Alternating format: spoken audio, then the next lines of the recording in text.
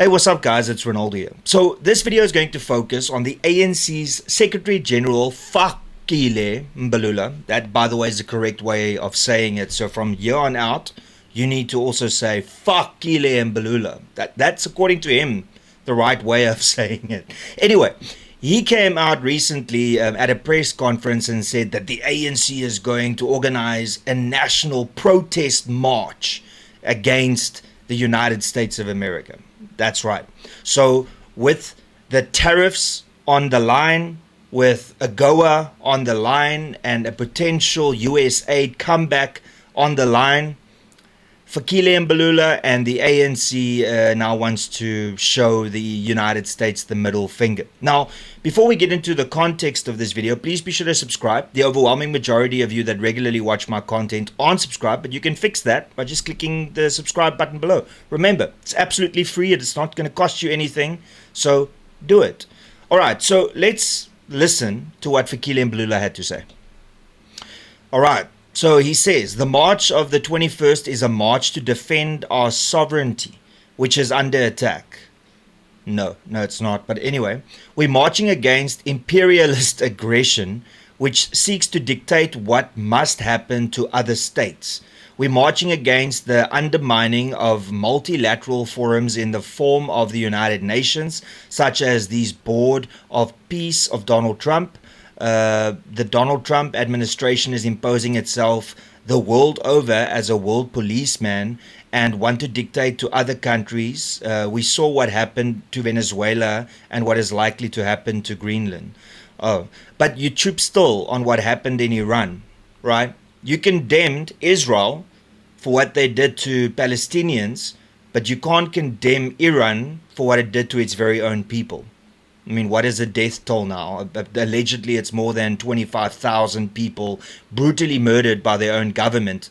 But then not only do you not condemn it, but you also refuse to join a UN Human Rights Commission sitting in which they discuss this, and then you refused to acknowledge that this is taking place there. So I would shut up if I were you when it comes to wanting to be the moral police.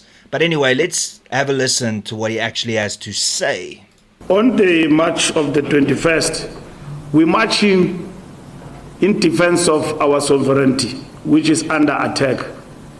It's not under attack. The United States have got agreements with South Africa, beneficial trade agreements. It provides funding to South Africa, so those funding and agreements can come with terms and conditions. If those terms and conditions aren't met, then the United States can decide to withdraw. And that is what the United States have done.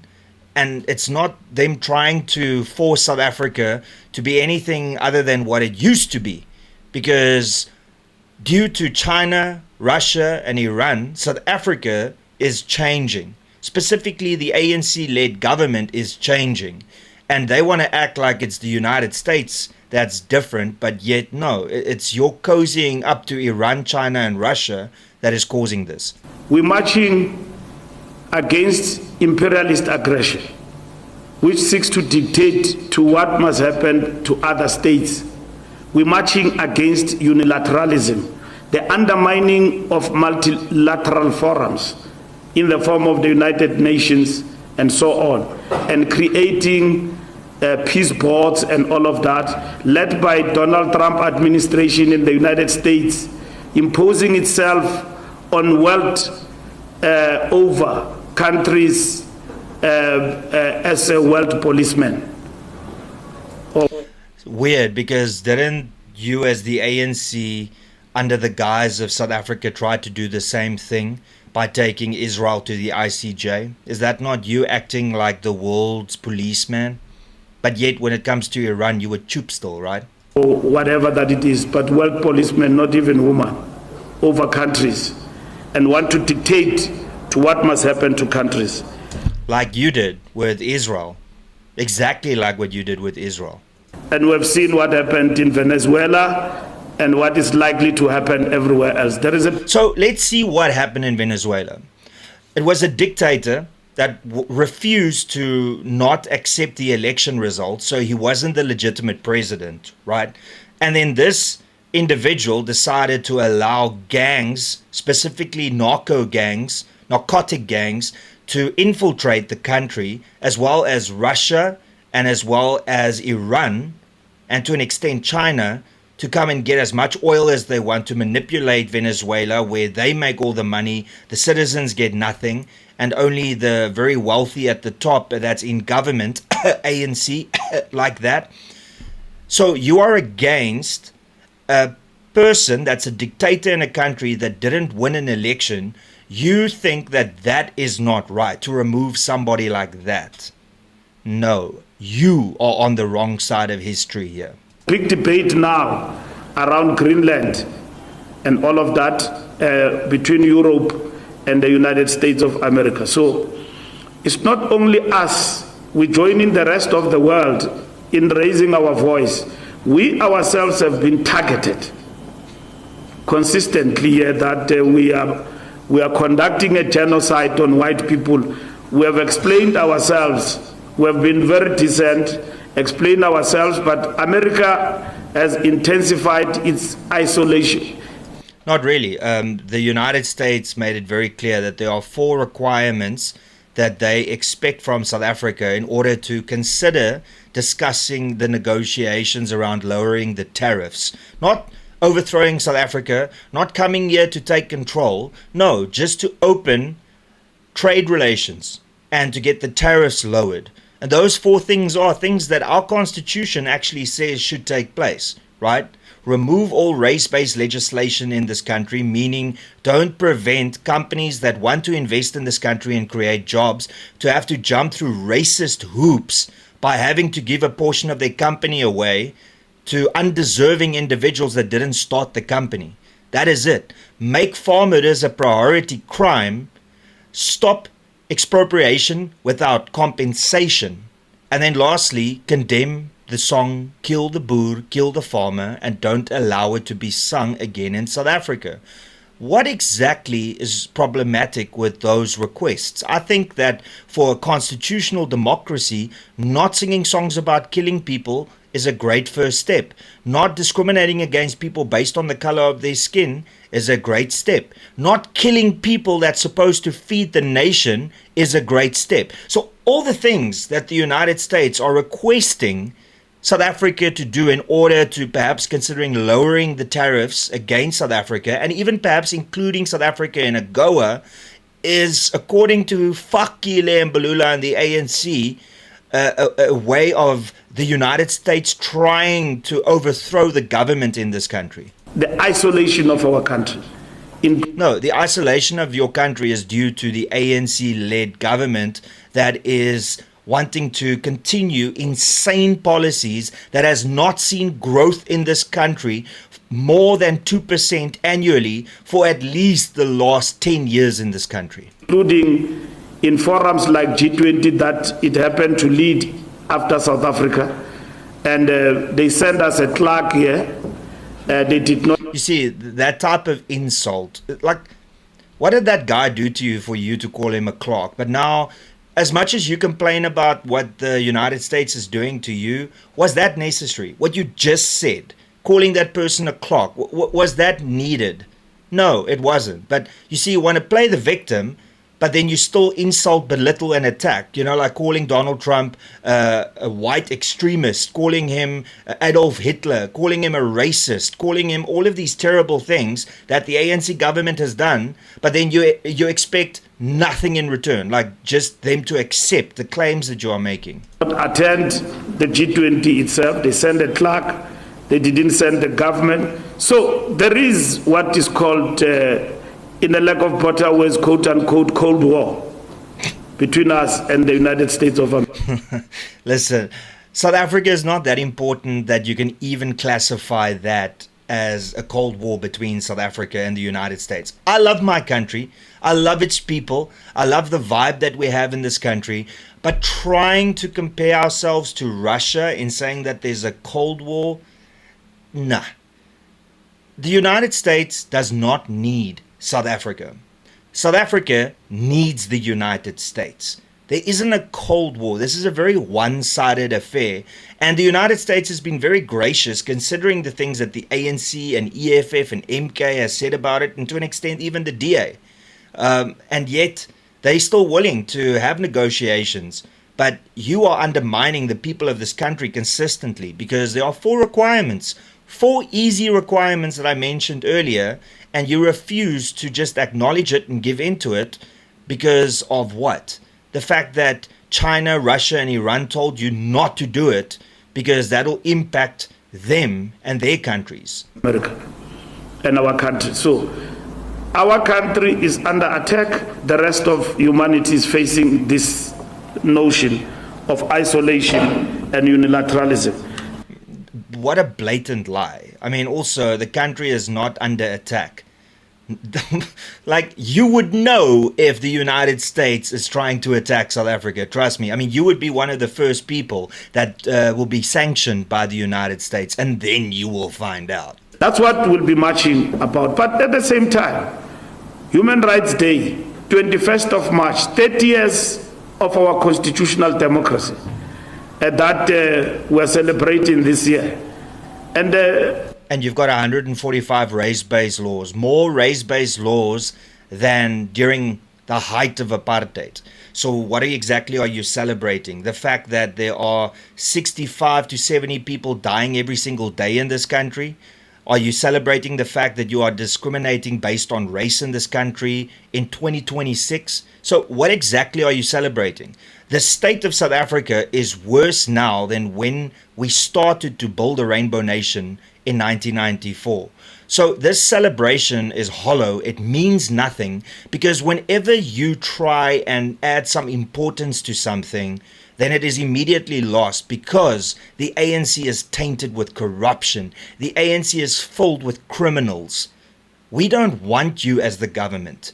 And unfortunately, you have still managed to manipulate so many people by lying to them, saying that if there's a new political party, apartheid's going to come back, or if you vote for a different party, you're going to lose your social grants, because it's only through lying that you can hold on to power in this country and have the majority in this country. Mobilizing our people and reminding ourselves about where we come from in our diversity. Yeah. Where you come from. You have forgotten where you come from, because if you want to compare yourself to people like Oliver Tambo and Nelson Mandela, yeah, good luck with that. As much as others may not join us, but civil society and the rest, but even South Africans who are not in the political fold of the African National Congress, who have been patriots in defense of this country, we are amplifying their voices as the African National Congress. So that will be the expression on the 21st of March. Yeah, okay, good luck with that. All right, ladies and gentlemen, so it's very clear to see that the ANC brainstormed a way to show how much support they have, because, you know, they want to have a show of force so that when mainstream media in the United States report on what's happening in South Africa, they're going to try and drive a narrative that, look, most South Africans are standing behind the government. But this is one thing that Fikile and Mbalula is not really thinking about. And that, of course, is that if you look at the election results, you know, out of 64 million people in this country, quickly, without checking, how many people do you think out of the 64 million people voted for the ANC? Now, I know not every single person from the 64 million are eligible to vote, but how many people do you think voted for the ANC, realistically? Okay, I'll tell you, 6.5 million people. So out of 64 million people, 6.5 million people voted for the ANC. So 10% of the population of this country voted for the ANC. That means that the overwhelming majority didn't vote for the ANC. That is people that can't vote, but then there's also the overwhelming majority of people that are registered to vote that didn't vote. So if you look at the entire population and how many people voted for the ANC, only 10% of them voted for the ANC. So when this march takes place, this march needs to be under the ANC's name and not under South Africa's name, because it's not a South African march. It's an ANC march. So wear your ANC colors with pride, and I'm sure COSATU and all the other unions will be there. But ultimately, when this takes place, know that it's only maximum 10% of the population that will rock up. That is if 6.5 million people actually rock up for this march, which I'm highly doubtful, because the ANC doesn't have budget, they don't have money, they won't be able to pay all the KFC or Nando's or whatever they're going to order. Ultimately, the ANC does not have enough money to bus in all these people, but they're going to try their very best, and I'm sure they're going to get money from other countries, Iran, Russia, China, that is going to fund them to show the unity in South Africa. And I really hope that on that day, just as many people go into the streets and tell the world that we do not agree with what the ANC is doing in this country. Ultimately, Fikile Mbalula wants to portray this image that South Africa is standing united behind the ANC. Well, we have a date. And on that date, we need to show the world that we do not stand with the ANC. So hopefully political parties and private organizations and NPOs and NGOs can arrange an alternative venue where we can do something like this and broadcast it to the world, because this is all about optics. It's not actually about wanting South Africans to come together. This is the ANC's attempt to show Trump and the United States a middle finger by trying to get as many of their supporters together to show fake unity. And we all know that that is absolute bullshit. So ultimately, remember the date and make sure that you speak to your community, you look at your political party that you support, and let's also form a march that we can show that, well, what they are saying is not what we as South Africans feel, and we feel differently. We want the United States as the second biggest trading partner in this country because it creates jobs and it allows for the economy to flourish. And we're not going to get that status from Iran, from Russia or China, because they are export nations. They don't import from countries like South Africa. So we will lose not only our second biggest trading partner, but we won't be able to replace it with anything, which would lead to job losses, companies that have to close down, and the economy tanking. And that is what no South African wants, except, of course, the ANC and Fikile Mbalula. And that's pretty much all I got to say. Thank you so much for tuning in. Please be sure to smash that like button, subscribe to this channel. Remember, it's free. Share this video far and wide, and if you would like to support me financially every month, then consider becoming a member. You can click the join button below, and it'll cost you R39.99 a month, and that's in support of me and this channel, and it'll be greatly appreciated. All right, everybody. Till later. Cheers and peace out.